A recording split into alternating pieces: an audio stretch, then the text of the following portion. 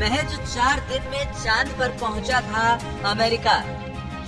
रूस को भी बस 4 ही दिन लगे थे, लेकिन चंद्रयान 3 यानी भारत को चांद पर पहुंचने में लगेंगे 42 दिन।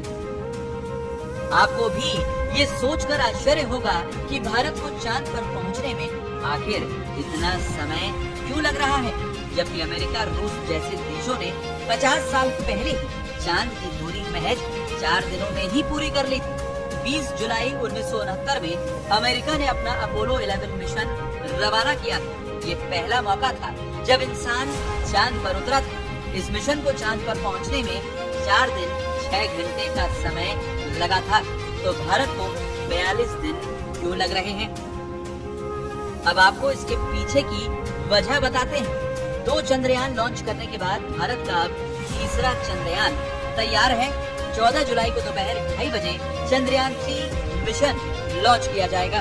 अगर चांद पर सॉफ्ट लैंडिंग में सफलता मिली तो अमेरिका, रूस और चीन के बाद भारत ऐसा करने वाला चौथा देश बन जाएगा। चंद्रयान 3 अपने लॉन्च के लगभग 1 महीने बाद चंद्र कक्षा में पहुंचेगा। इसके लैंडर विक्रम और रोवर के 23 अगस्त को चंद्रमा पर उतरने की संभावना है, यानी चंद्रयान 3 को चांद पर पहुंचने में 1 महीने से भी ज्यादा का समय लगेगा। लेकिन क्यों?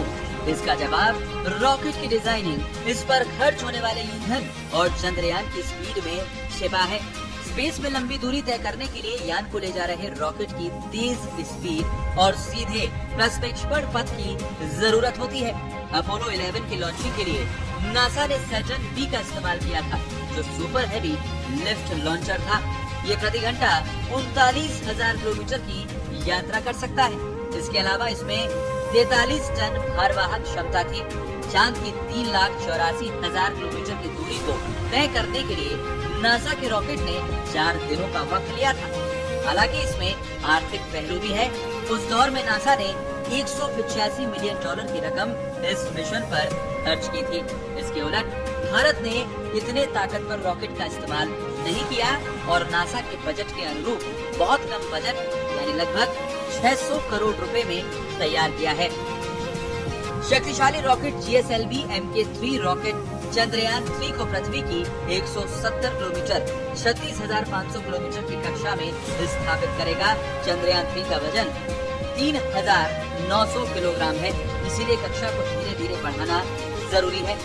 इसकी वजह ये है कि पृथ्वी से चंद्रमा की दूरी GSLV Mk3 की क्षमता चंद्रयान 3 के वजन की तुलना में से 10 गुना ज्यादा है।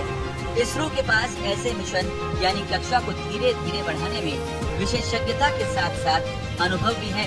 मंगल मिशन चंद्रयान 1 और चंद्रयान 2 में भी इसका इस्तेमाल किया गया था।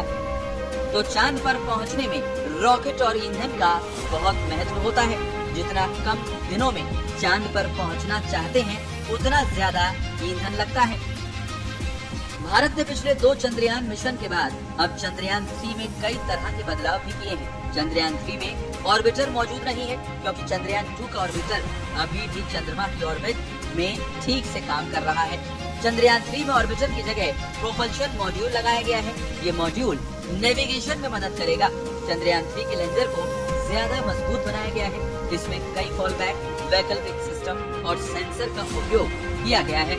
चंद्रयान 2 लैंडर की विफलता का कारण बनने वाली सॉफ्टवेयर समस्या को ठीक कर दिया गया है। लैंडर में अब 5 मोटरों की जगह 4 मोटर हैं। चंद्रयान 3 की जांच के लिए सैकड़ों परीक्षण भी किए गए हैं।